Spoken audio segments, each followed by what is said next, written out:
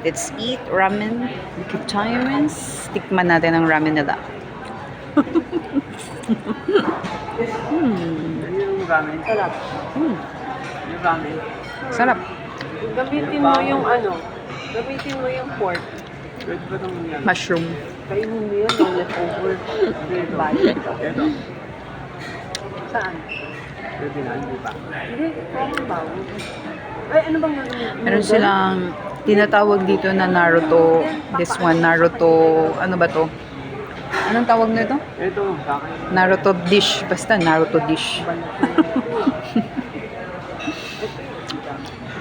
Mushroom. Mm. Mm. Mahal na nito. Tama mo kasi yung Marami pa, oh. Lalo pa yun.